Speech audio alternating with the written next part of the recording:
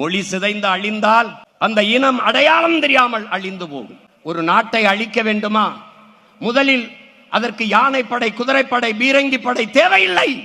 ஒரு உயிரும் போக வேண்டியதில்லை, ஒரு துளி ரத்தம் பூமியிலே சிந்த வேண்டியதில்லை. பிறகு எப்படி அந்த நாட்டை அழிப்பது? முதலில் அவன் மொழி அழிக்க வேண்டும். மொழி அழித்தால் அவன் கலை இலக்கிய பண்பாடு அழிந்துவிடும், அவன் அடையாளம் அழிந்துவிடும், அந்த இனம் அழிந்துவிடும். அப்படி என் இனத்தை முற்றுமுழுதாக என் மொழியை அழித்து, என் கலை இலக்கிய பண்பாடு வழிபாடுகளை சிதைத்து அழித்து என் இனத்தை அழித்து முடித்து விட்டார். தமிழன் நாட்டில் தமிழ் இல்லை, ஏட்டில் இல்லை, அதிகாரத்தில் இல்லை, ஆட்சியில் இல்லை, பேச்சு மொழியாக இல்லை, வழிபாட்டு மொழியாக இல்லை, பயன்பாட்டு மொழியாக, பண்பாட்டு மொழியாக எந்த இடத்திலும் என் தாய்மொழி இல்லை.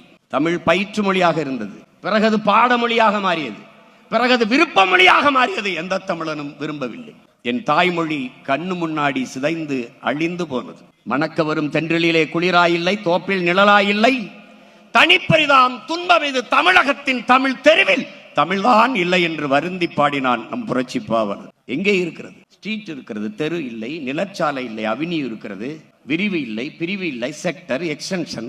நாக்கில் இல்லை தமிழ், நாக்கில் வாழாத தமிழ் நாட்டில் எப்படி வாழும்? தொடர்ச்சியாக ஒரு நிமிடம், ஒரு நொடி, கொஞ்ச நேரம் கூட தமிழ் பேச என் இன சொந்தங்களுக்கு வரவில்லை. சரிவாதிக்கு மேலே ஆங்கிலம் கலந்து தமிழர்களாக மாறிவிட்டார். 1800 ஆண்டுக்கு முன்னாடி தமிழோடு சமஸ்கிருதம் கலந்து கன்னடர்கள், 1600 தமிழோடு சமஸ்கிருதம் கலந்து தெலுங்கர்கள், 15ஆம் நூற்றாண்டிலே தமிழோடு சமஸ்கிருதம் கலந்து மலையாளிகள், பிறகு துளு, இப்படி கலந்து நம் தாய்மொழியை பேசி பேசி பல மொழிவெளி தேசியனங்களாக பிரிந்து சென்று விட்டோம். இப்போது இங்கே தமிழர்கள் இல்லை, நாம் தமிழர்கள். அப்ப இந்த நிலையில் சிதைந்த அழிந்து கொண்டிருக்கிற என் தாய்மொழியை மீட்டுருவாக்கம் செய்து மறுபடியும் என் இனத்தை உயிர்ப்பிக்க வேண்டிய கடமை இங்கே கூடியிருக்கிற ஒவ்வொரு தமிழ் பிள்ளைக்கும் இருக்கிறது. தமிழன் பெயரிலே தமிழ் இல்லை, பிள்ளைக்கு தமிழ் பெயரை சூட்டுவோம், நாம் தமிழர் என்று உலகிற்கு காட்டுவோம் என்றார் முத்துக்குத்தன். யாரும் தமிழில் பெயர் வைப்பதில்லை, தமிழில் பேசுவதில்லை. தமிழ் படித்தால் வேலை கிடைக்குமா, தமிழ் படித்தால் சோறு கிடைக்குமா என்று எண்ணுகிற ஒரு இழிவான மனப்போக்கு.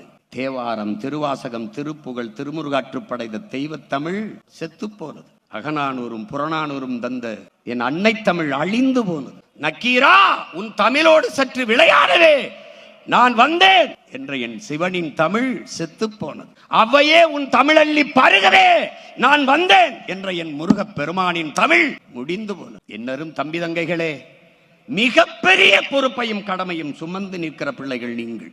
அதனால் தான் திரும்ப திரும்ப சொல்கிறேன், இது ரசிகர் கூட்டம் அல்ல, லட்சிய கூட்டம் என்று சொல்வதற்கு காரணம் அதுதான்.